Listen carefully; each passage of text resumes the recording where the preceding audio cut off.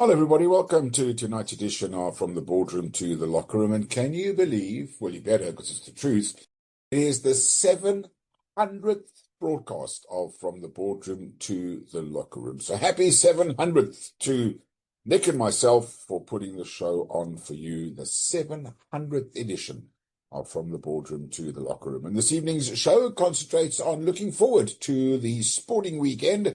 And another one, it promises to be a great one. It promises to be. Of course, as you will have heard in our last podcast, the Cricket World Cup is underway. That's the Women's Cricket World Cup. And some fantastic fixtures and some great action at the Women's World Cup. The teams, of course, vying for that coveted ICC trophy. The favourites by far, of course, will be Australia, most probably England, and then, of course, South Africa, who have had a really good run up until now, albeit just like their men's team. They lose the odd match here and there after they've won a series, which, of course, they have done. So let's have a look at the action as far as the ICC Women's Cricket World Cup is concerned. Action in matches as we speak. England and South Africa are in action in the opening game for those two sides. And then tomorrow we see the third T20 international between New Zealand and Australia. The Australian women take on the Sri Lankan women. Sri Lankan women have already played a game in the World Cup, losing the opening match to the Indians. Sunday sees the Indian women take on the Pakistani women. Now, I don't think it's going to be as ugly as it was between the two men's teams from those two countries in the Asia Cup recently. No shaking of hands and all sorts of archie-barchie going on between those two men's teams. I hope the women's game is a little bit better behaved between these two nations, India against Pakistan. And then the New Zealand women on Monday take on the South African women.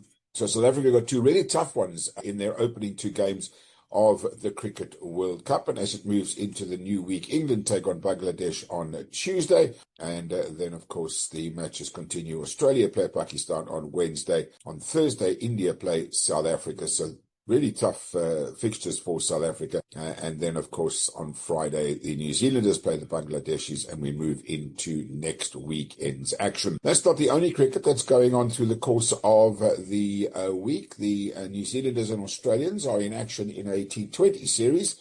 And there's also India against the West Indies, the first test match underway. I can tell you, this is going to be an absolute hammering. The poor West Indies, I mean, they've just come out of a series defeat against Nepal in a T20 series. They really are battling the West Indians as far as cricket are concerned. And then locally in South Africa, it's the Cricket South Africa 4-day series that is currently underway. The Tuskers are playing the Warriors. The Boerlands are playing the Dolphins.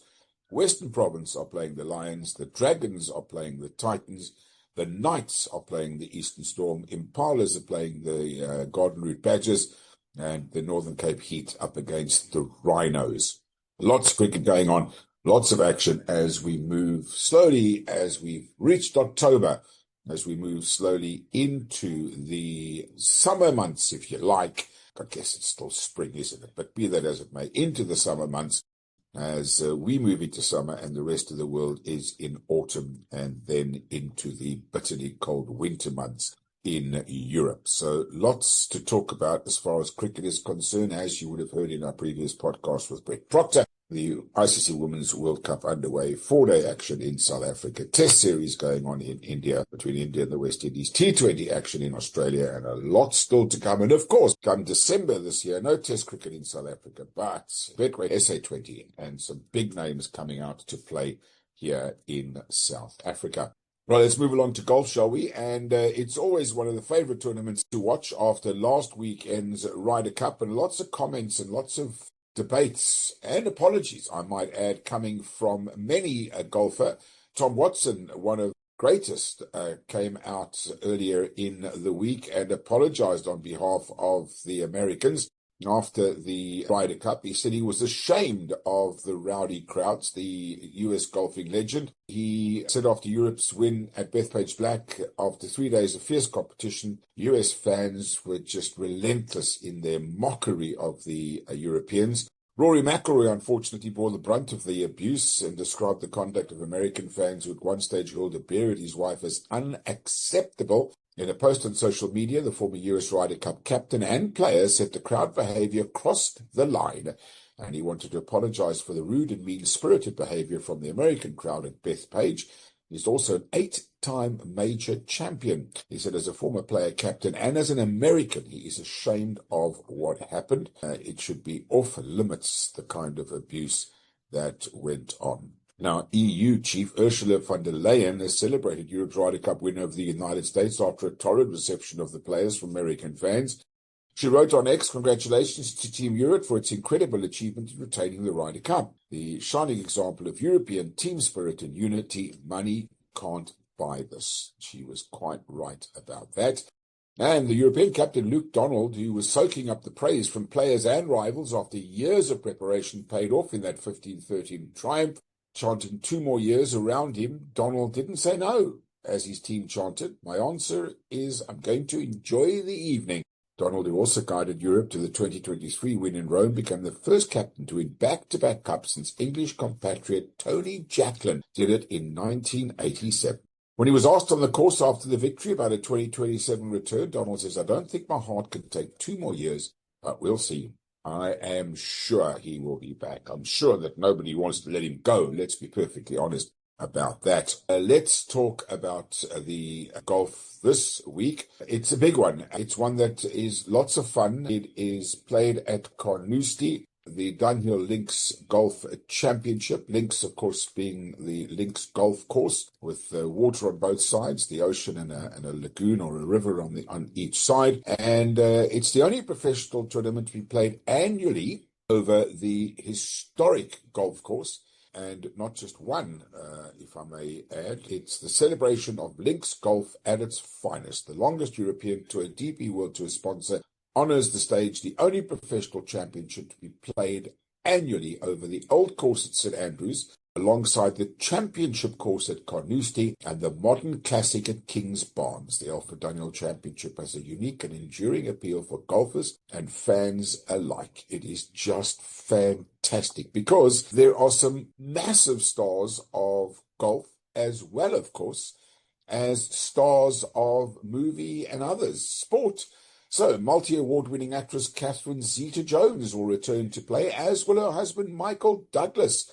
Louis Oosthuizen will be there, as is tennis legend Andy Murray. He will be making his debut. From a South African point of view, the challenge for the rest of the players will be Ulrich Potgieter, who will be in action as well. There are fireworks, there's all sorts of fantastic events that take place around the tournament, and I think you need to obviously get invited to this, but I think everybody would love to see them. So, defending champion and Ryder Cup hero Tyrrell Hatton will partner his dad Jeff as he bids to win an historic 4th title. The draw, which has been announced, also reveals a new Luke Fitzpatrick family lineup, with Matt switching partners from his mum Sue, with whom he won the individual and team championship, to his dad Russell. On this occasion, Sue will play with her younger son, DP World Tour player Alex. The Fitzpatricks chase a double. Another European Ryder Cup star, Tommy Fleetwood, will partner American Ogden Phillips II, with whom he won the 2019 championship,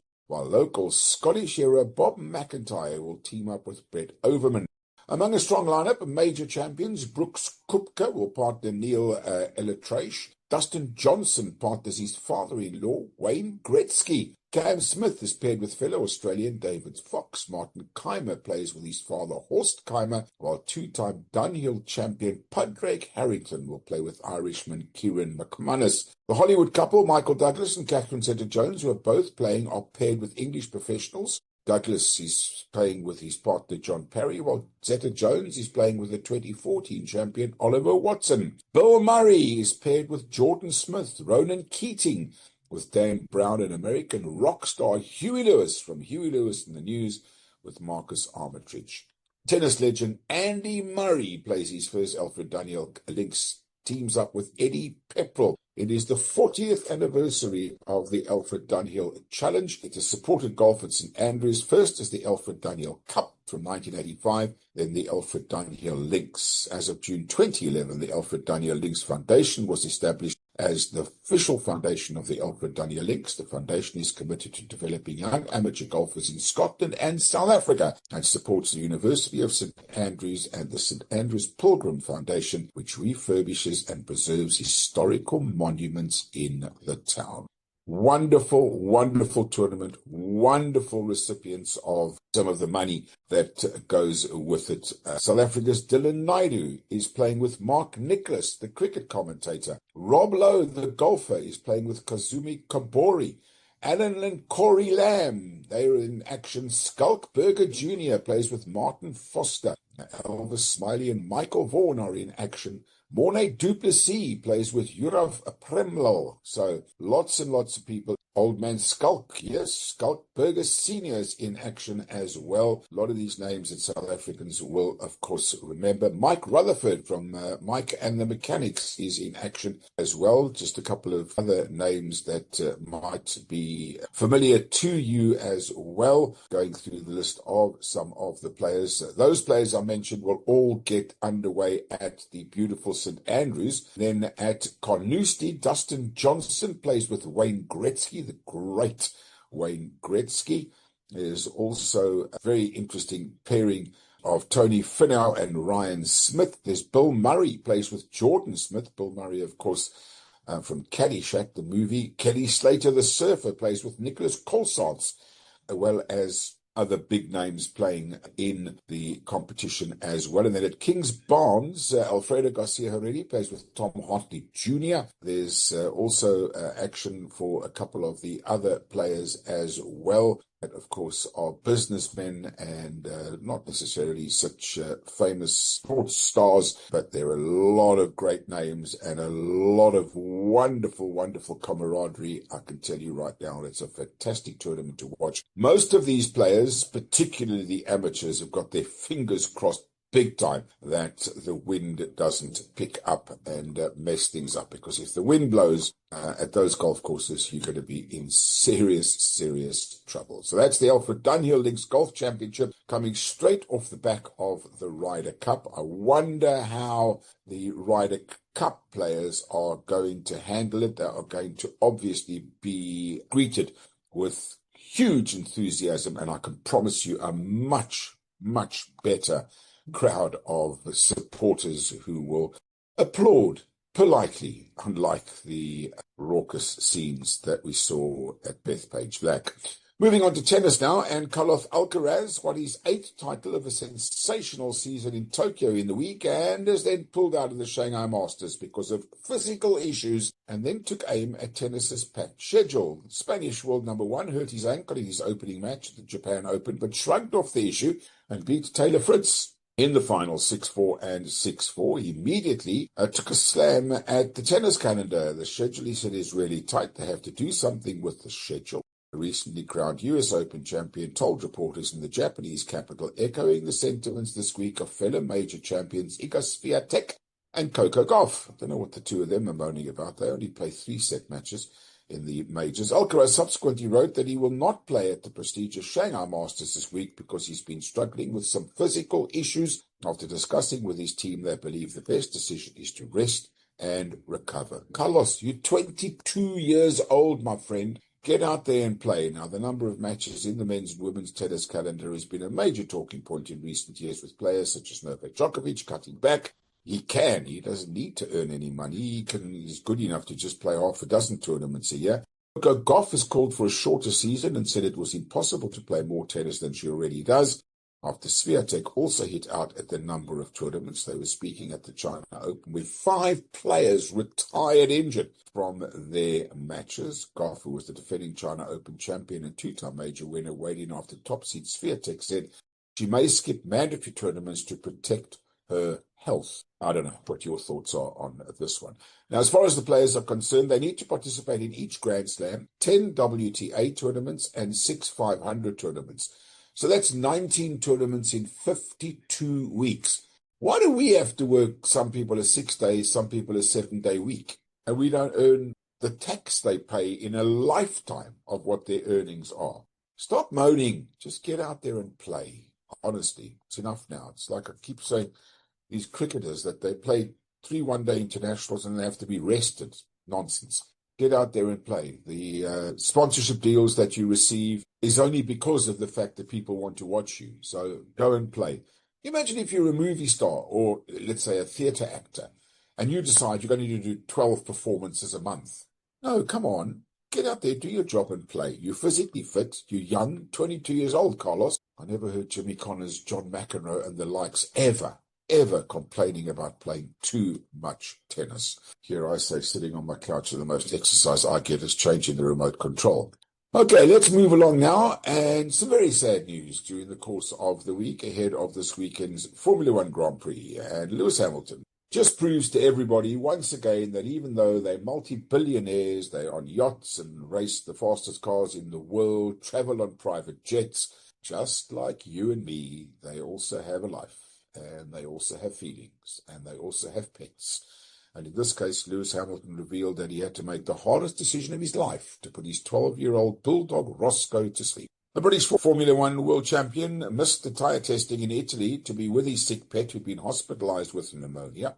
The 40-year-old Ferrari driver said Roscoe had died in his arms over the weekend after 4 days of life support, fighting with every bit of strength he had. He had to make the hardest decision of his life and say goodbye to Roscoe, who never stopped fighting right until the very end. Hamilton added that he felt so grateful and honoured to have shared his life with such a beautiful soul, an angel and true friend. Bringing Roscoe into his life was the best decision he ever made and will forever cherish the memories they created together. He said it was one of the most painful experiences and he feels a deep connection to everyone who has gone through the loss of a beloved pet. Roscoe had been a regular feature in the Formula One paddock and at major events such as award ceremonies since the 7-time world champion adopted him in 2013. But that aside, and I'm sure there will definitely be a little memory of Roscoe, whether it'll be on Lewis's helmet or on his car, he will be back in action at this weekend's Singapore Grand Prix. Promises to be an absolute thriller. The championship really is hotting up at the moment, with Max Verstappen coming back to form, having won the last 2 races, and compliments to him from former Ferrari boss Luca de Montezemelo. He is saying that he would hire Max Verstappen without hesitation if he was still at the helm of the Italian Formula One team and given a free choice of drivers. Speaking after the premiere in London for the Luca Seeing Red, a documentary about his life and career, the 78-year-old had no doubt about Red Bull's 4-time world champion. He says, today I have to say for me, Verstappen is by far the number 1 driver in the world. Even in the last race, through difficult conditions, he never lost control. He's quick and never makes mistakes. Carlos Sainz and Charles Leclerc were very good, but no question, Verstappen is by far the best in his view. Zemelo did not mention 7-time world champion Lewis Hamilton, Sainz's replacement alongside Leclerc, who's yet to stand on the podium for his new employers, unlike Sainz, who was third for Williams in Baku last Sunday, while Verstappen won. He didn't reference current boss Fred Vasseur either. Wonder why. Wonder what's going on there. So, as I mentioned, we are back in action this weekend. The driver standings look like this. Oscar Piastri is 25 points ahead of his teammate Lando Norris, who's on 299 points. Max Verstappen slowly closing the gap. He's still way behind, but he's still giving the other guys an opportunity, or not an opportunity, himself an opportunity to keep in touch. He's on 255 points, George Russell on 212. It's most probably between the 2 McLaren drivers. Of that I have no doubt. But there's Verstappen still there. If hypothetically the 2 McLaren drivers touch each other, knock each other off the track, or have engine problems, which clearly they don't really ever have, but be that as it may, it could still happen. And then another 25 points to Verstappen. He'll move up and get closer and closer, but I'm just hyping it up, to be honest. It's going to be between Piastri and Norris with regards to the next series of races, which are in Singapore this weekend. Then they're off to the United States for the USA Grand Prix, off to Mexico, Brazil, Las Vegas, Qatar, and on the 7th of December, Abu Dhabi for the last race of the season. As far as the team standings are concerned, well, there's no doubt whatsoever that McLaren will win that one. They have 623 points ahead of Mercedes, 290, and then Ferrari and Red Bull right behind them. So the battle for 2nd, 3rd, and 4th positions, very, very much still up for grabs. Mercedes 290, Ferrari 286, and Red Bull 272. So lots to still play for in the Constructors' Championship for second, third, and fourth position in those divisions. Now, let's move on to rugby, and this evening it's back to action. If the Stormers can perform like they did last week against Leinster, it'll be the best start they've had to a United Rugby Championship season for a long, long time. 1900 hours, 7 o'clock tonight, Stormers against Ospreys. At 9 o'clock, 9:05, Edinburgh play Ulster, and then the Dragons play the Sharks at the same time. Then tomorrow sees Connacht against the Llanelli Scarlets at 3:15. The Bulls at 6:30 play Leinster. Benetton play Glasgow Warriors at 6:30, and Munster play Cardiff at 9:15. And then on Sunday, Zebra against the Lions. So lots to play for in the United Rugby Championship. And of course, there's big rugby, really big rugby this weekend. Australia against New Zealand. That is the Bledisloe Cup, this time in Australia. Now, they're playing at the Optus Stadium in Perth, which incidentally will be the stadium that will host the opening game of the Rugby World Cup. And that will be in 2027. 3rd of December is when they're going to do the draw for that Rugby World Cup. And then 3 o'clock tomorrow afternoon, it's Argentina versus the Springboks at Twickenham in London. Yep, that's right. That's a big game, of course. Saturday afternoon, Twickenham in London. It's the Argentina home game of the United Rugby Championship. So the way things stand at the moment in the log of the United Rugby Championship, the Springboks top the log with 15 points. New Zealand on 14 points, 1 point behind, Australia 11, and Argentina 9. So there's still lots to play for. If New Zealand manage to get a bonus point and take themselves up to 19, South Africa would then have to win their game against Argentina. And to win it outright, they would need to get a bonus point. It would also become the first time that South Africa will have defended the Rugby Championship, which, of course, is a real big thing for Rassie and his team, albeit the season has been dampened a little bit, just a little bit, with not being able to win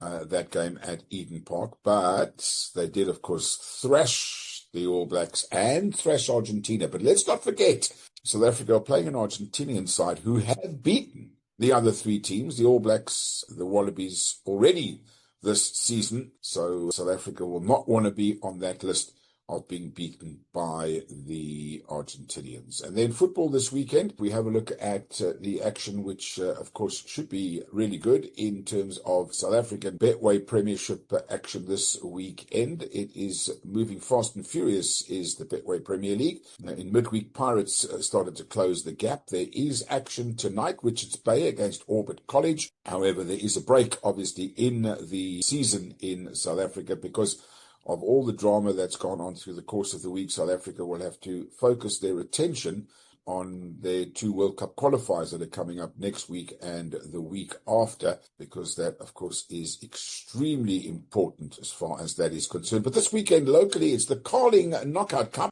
Tonight, Durban City play Polokwane City. Tomorrow, it's Orbit College against TS Galaxy, Orlando Pirates against Siwalele.